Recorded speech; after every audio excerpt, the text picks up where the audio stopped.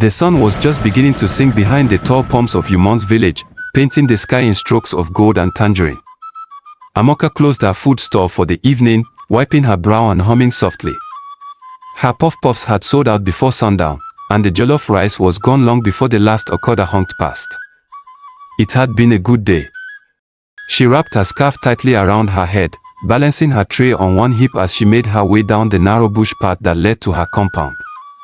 Most people took the longer main road, but this shortcut saved her 50 minutes. That was, until that night. She heard the footsteps before she saw them, quick, heavy, and not alone. Before she could turn, a rough hand yanked her into the bush. "Shut up," a voice hissed. 3 men. Faces covered. Machetes gleamed in the fading light. Amaka screamed, fought, bit, but she was overpowered. Her screams vanished into the tall grass. They wanted money. When they found she had none, their threats turned darker.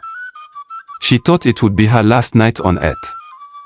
Then came the sound of madness. A wild, guttural howl tore through the air. A man burst from the trees, barefoot, shirtless, his hair wild like a lion's mane, his eyes wide with a kind of dangerous fire. Everyone in the village knew him. He was Okori the madman. He spoke to trees, danced with goats, and lived by the river. Children threw stones at him, and mothers warned their kids to stay away. But that night, Okori wasn't mad. He was fire. With a long stick in hand, he struck the first man so hard he dropped like a sack. The others tried to fight back, but Okori was faster, stronger, fearless. He beat one, headbutt another, screamed like thunder. The men ran. They ran like cowards from a ghost. When it was over, Amaka was shaking, her wrapper torn, her eyes wide. Okori looked at her, breathing hard. Then, he did something she would never forget. He picked up her tray and said gently, "You forgot your flask." Then he vanished into the trees. In the days that followed, the story spread.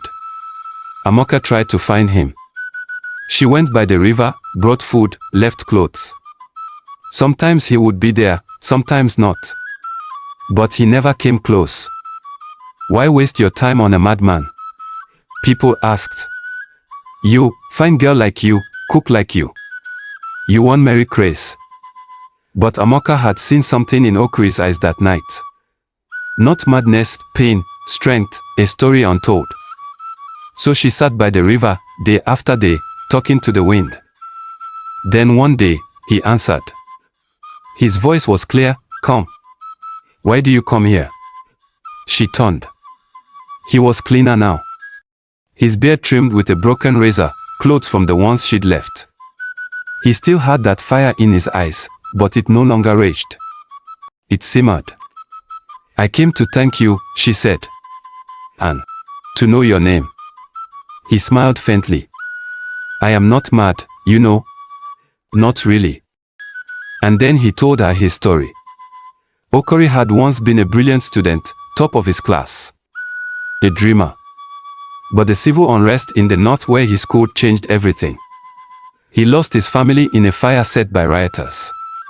He was the only survivor. The trauma shattered him. He walked for days until he reached Yumon's, broke and broken. His mind retreated, his speech scattered. People called him mad. So he led them. He lived in silence, speaking only to the river. Until he saw Amaka fighting for her life. Something snapped back into place. His mind, like a fog lifting. They started meeting often under the mango tree, by the riverbank. He would talk. She would listen. Slowly, she helped him re-enter the world. She brought him books, sat with him as he read aloud. She taught him to cook her puff-puffs. He taught her how to listen to silence. One morning, as dew clung to the grass, he knelt before her, no ring, no ceremony. Just a look in his eyes that said everything. "Will you allow me to stay in your life?" She said yes without hesitation. The villagers were shocked. Some laughed. Others warned her. "Marry madman. Or, Amaka, you won't die." But her heart knew something their mouths never would. They married quietly, by the same river where he had saved her. The same river that had heard their stories, held their silence, and witnessed their healing. Okori was no longer the madman.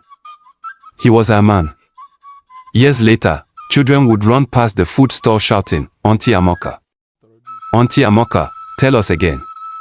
How Uncle Okori beat up kidnappers." And she would laugh, her full, musical laugh, and say, "Love is not always sane. But it's always worth it."